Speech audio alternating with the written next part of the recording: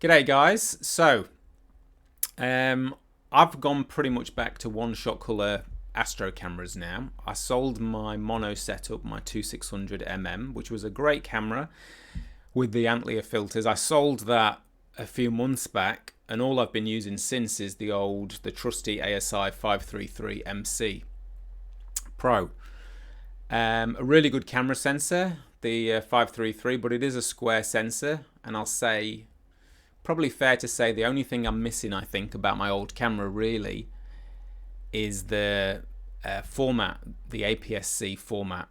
With my square sensor, sometimes I will just take a square image and it's fine and crop it, and sometimes I'll take two panels, so it's just nice to have that, you know, that rectangular format, the APS-C format.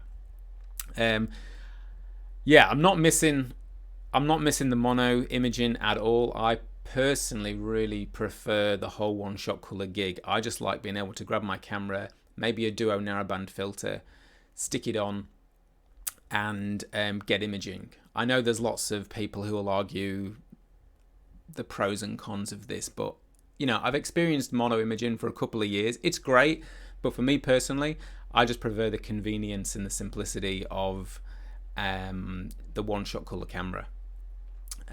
So look, I'm going back into choosing probably another IMX571 sensor. Now, since I purchased my first sensor of this type, there's a lot more models on the market now, so I thought I'd put it out as a video. And if you guys have got any suggestions on what you're currently using of these cameras, I've sort of picked 4 cameras here. So I thought I'll have a look at these 4, and feel free to add in the comments what your experience has been with these cameras, because I only personally have experience with the ASI ZWO version of these cameras. So look, let's get into it and have a look at these cameras. Yeah, and if you're a mono nerd who needs to tell me that the Bayer matrix is meaning that I'm not getting the best quality images, just don't bother, mate, please, because I'm sick of hearing it. All right, let's go and have a look at some of these one-shot color cameras. All right, so into the old classic to start with. So this is the camera I had originally, and you know, obviously, in retrospect now, in hindsight, would have been nice, but you know, you don't sometimes know exactly what suits you until you've been through a change. And I think for me, you know, I've been through that mono change. And I've sort of, for me, I've decided that obviously the color's the way to go, and I just prefer it. So let's start having a look at this camera here. So there's not much of a surprise here. You know, it's the IMX571 sensor. I guess in terms of the pros and cons, I have tried to do a little Excel sheet here as well. I don't know if this will help us, but basically just trying to look here. I might just make this a little bit bigger so you guys can all see it. Hopefully that's coming out all right. So I'm just looking at some pros and cons on here. So the ZWO I've got showing, it's an established brand, obviously. It's been around a long time now. It's proven. I've had multiple of ZWO cameras and I've never had much of an issue with them. The other thing I like about this camera is it's got the 2 additional USB ports on the back, so it's got the hub. It's got the hub on the back. Probably show an image of it here somewhere, will it? So there we go. I really like the fact that it's got these 2 extra ports, which I use for my my guide camera and my focuser. So that's really useful. And most of these, you know, obviously are going to be a lot of these are going to be very similar across the board, a lot of these specifications, because it's the same sensor, although it might be used or cooled slightly differently. So quantum efficiency there, full well 50, pixel size, you know, it's a classic sensor this now. It's been tried and tested. It works really well. I guess the only thing that's maybe leading me from not going back to this is now there are cheaper options on the market than this ZWO option. So I am sort of considering that. And also, you know, I kind of do think that if we might end up with we might end up with very little competition if ZWO just keeps sort of dominating the market. But you know, it's a good camera. It's a known quantity for me because I've used it. I have the adapters that fit it already, like things like the filter drawers. I do have an ASI Air, but that's not a thing for me. I never use my ASI Air. I much prefer to use Nina. However, you know, I guess there is that option there that if I do want to use it with the Air, I can. So yeah, that's the, you know, that's the original, I guess, IMX571 that I used to have there.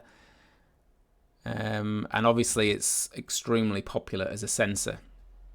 In terms of price, where does it sit at the moment? So if you buy it in Australia, I'd look at like a popular Australian retailer, and it was going for 2,649.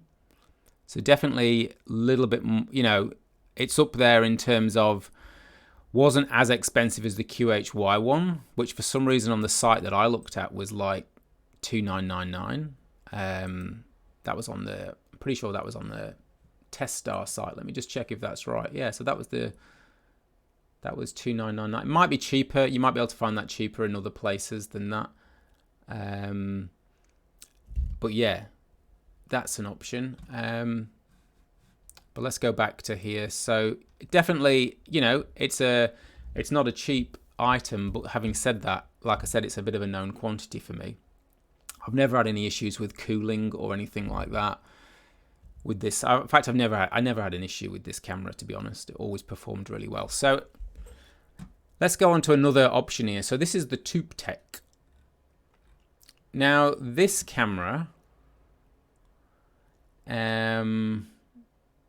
this camera is kind of one of the new kids on the block, I guess, in the last few years, where they've gone into these more, I guess, expensive cameras. And they do this IMX571. Now, I think this particular camera goes under a few different names. I think it's the same camera maybe as the Rising, something like Rising Cam. Anyway, so this is interesting. Here it tells you now this particular version comes with the free tilt plate. I guess if you buy it direct from Touptek Astro on this particular one. I think a lot of the specifications are the same. Like I said, if you've got this camera and you want to provide me with any information about it, let me know below. I think maybe the earlier versions of this did not have a tilt plate on them. This one, I can see this at least comes with that tilt plate, a free tilt plate. Again, it's a bit of an unknown quantity for me, this one. The good thing is it is sold by retailers in Australia, although it does seem quite expensive, so I'd probably look to get this off maybe something like AliExpress. And in terms of the back of the camera, I think, yeah, so it's very similar to the ZWO. It's got one USB, it's got two USB 2 hubs, 2 ports in there. You can choose whether or not you want glass, reflective glass, I assume that means, or the IR cut filter on it. I think I've heard that the cooling is particularly good on this camera.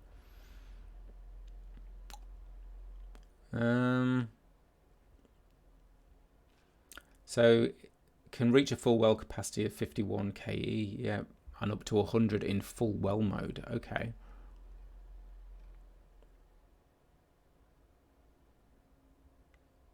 Okay, quantum efficiency. So a lot of these specs look the same. You can see here the tech cooling. It's got the cooling that goes down to -42. Don't know if it actually, did it give us a cooling temperature 35 degrees C? Does that mean it goes, I'm assuming that means it can go down to -35. Is that what that's saying? Anyway, I've heard, like I said, I've heard that the cooling is particularly good on this. It says -42 here. Yeah, I mean, there's a lot of thermoelectric cooling. I think this camera is a little bit longer than the ZWO. Even in summer, it says it can run stably all night with cooling ranging from -5 to -10, even in summer. 0 amp glow, which is typical of all of these sensors. You've got the anti-dew technology in there, so it's going to help, you know, so you're not going to get any condensation there on your sensor. So yeah, that's the Touptek option. I guess what's attractive about this particular option, like it's, if I look at this, if I bring up my little chart again, if I look at this in Australia, we are looking at, like, I think I found it for 2399, the Touptek option. So it's a little bit cheaper than the ZWO. However, if I look on something like AliExpress, which is here, I've actually found it for 1770. Now I do think, if I do have a feeling that on AliExpress, I have purchased a few things from it, but I do have a feeling that you'd have to pay, I think it's 10% GST into Australia. However, that still brings this camera in under $2,000, which is really affordable. So again, I'd be interested if you guys have ordered this and what kind of, you know, did it arrive okay? Was everything cool? I mean, of course, they've got a few reviews here, but I mean, people are saying huge savings compared to ZWO here. So it'd just be nice. I mean, that looks a good option. I must admit, that's quite tempting if you look at the price of that. So interested to know what you guys think about this camera. Because that one does look, you know, that one does look quite tempting, I've got to say. And again, if I bought this off of, I guess, so what are my pros and cons here that I've listed for Touptek? Pro is the cheapest. Pro is, it's just like the ZWO, it's got 2 USB ports in there, so it's got that hub in there. The con is I don't know what the support like is for this camera, if anything went wrong with it. And I feel like, at least anecdotally, I feel like from what I've seen on the internet, maybe their record is a bit more mixed. You know, I think I've heard mainly good things, but I do think there's been a few things in there. But I do think that this is, I think maybe the second or the third iteration now of this camera. So I'm assuming they've ironed a lot of issues out. And yeah, obviously the price is a big pro there because it's significantly, you know, under a lot of those other options there if I were to purchase it from something like AliExpress. So that is looking quite tempting, I must say. Now the QH1, QHY, I did find this on AliExpress too for as cheap as 2314.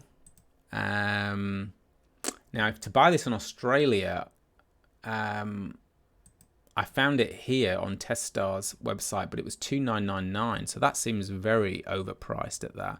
So I definitely wouldn't be purchasing this. Now I think that QHY, I don't know a lot about these cameras. I have heard good things about them. I think they have good quality control from what I understand. In terms of cooling, yeah, so it's showing you going down to -30 if it's continuous, or USB 3. Everything else I think is going to be pretty much the same. Yeah, I mean, QHY seems to be one of those brands that I don't know. You don't seem to hear as much of these days. I hate to say it, but it just makes me wonder slightly if it. I hope it's going well as a brand, but it does make me wonder a little bit if it's, you know, how it's going as a brand. Is it still as successful as it sort of used to be? Because I feel like I don't hear as much about it these days, which just makes me a little bit tentative about the camera. The other thing here that puts me off, I must say, slightly, and I do like the fact that it's got this nice socket there for the power, which looks good. The fact that it's got no hub on the back of the camera, that puts me off a little bit. So you've got no additional hub, which means that, you know, you can't just connect. Helps with cable management, yeah. So you can connect a couple of devices and then you keep it away from having to go to something like, you know, whether it's your laptop or your mini PC or whatever it is. And it's nice, I think, to have that additional hub there, but I can't see any hub on this one. So seems a little bit kind of on the pricier side to me, and it doesn't seem to have, so I've put dearest there, but also it doesn't seem to have some of the features of the other ones, like the additional hub, which I think looks to be fairly standard now on most models. Now, I think it might have a bit more memory though there. I've just noticed this one. This says 1 GB of DDR memory, okay. So that's interesting.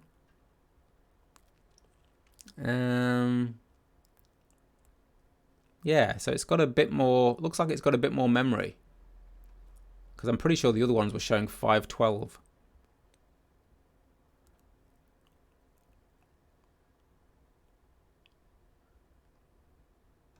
Okay. Yeah, 1 GB DDR2 memory buffer.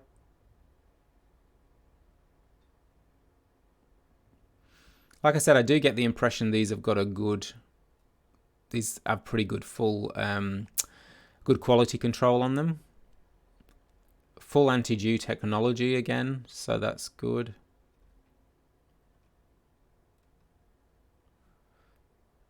Reduce, yeah, readout noise for the models here.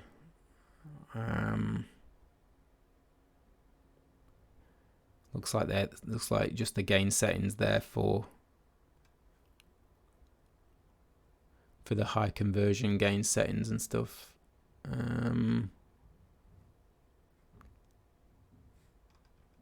Anyway, again, let me know your thoughts, guys. Anyone that's got any experience with these.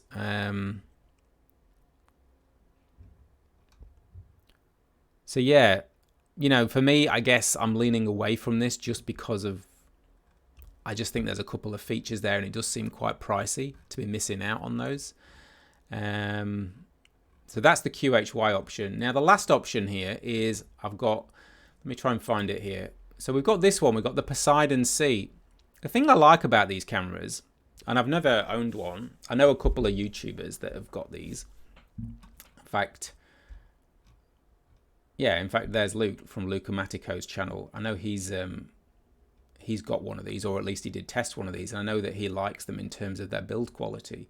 And they do look really well. These, I have to say, these are the best looking camera that I've seen. I'm surprised in a way that they've not done better, like that they've not made more of an impact in these last couple of years. I think they were stocked in Australia for a brief period of time, but then they were soon out. They were soon not stocked again by those shops. I don't know if, I don't know why they're not being stocked. Whether that's to do with pressure from other competitors in the market. I think I've heard, like, anecdotally again, just stories about maybe they've been sort of pushed out a little bit by other competitors in the market, but I'm not positive about those things. But they do look particularly cool. They look really solidly built. So in terms of pros for these, I think they look really good. I think the build quality on them looks well, and I've only heard good things about these cameras. I actually wish I'd have bought, when I got my last camera for solar imaging, which was a mono camera, I actually really wish I'd have bought the Player One version, because it actually comes with a fan as well that you can fit onto the end of it, but that's another story. Specifications, I think, are quite similar here. Mono color peak. So full well capacity 71. I'm assuming that's in maybe the full extended mode again. It's got the anti-dew.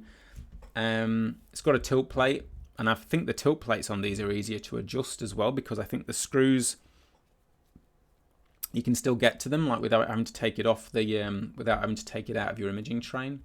It's got the USB-C ports on them, which are kind of cool. I'm not that phased about that, because I've never had any issues, to be honest, with the ports on my camera. You can see it probably somewhere here. There we go. So you've got two USB-C ports on the back. You've got the main camera port that's going to go, obviously, back to your mini PC or whatever, your ASI Air or whatever. Not your ASI Air. You won't be able to use this with an ASI Air. So I should state at this point, obviously, The problem here is if you want to go down that ASI Air route, so you want the little ZWO ASI Air, you know, kind of unit that you're going to attach everything to, and you want to control it through your, you know, you want to control it through that using your phone or whatever.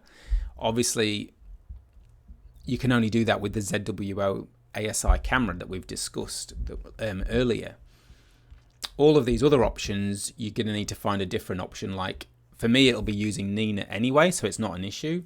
But whether it's using Nina or whether it's using some other sort of a mini PC with Nina on it, or your laptop with Nina on it, or Sequence Generator Pro, or I mean, for me, like I said, I much prefer using those tools than I do touch screens, because I actually find touch screens I end up messing around a lot more and it takes me longer because you have to often go through submenus because you don't have the real estate on your screen. But I can totally understand why people love ASI Airs, especially for convenience.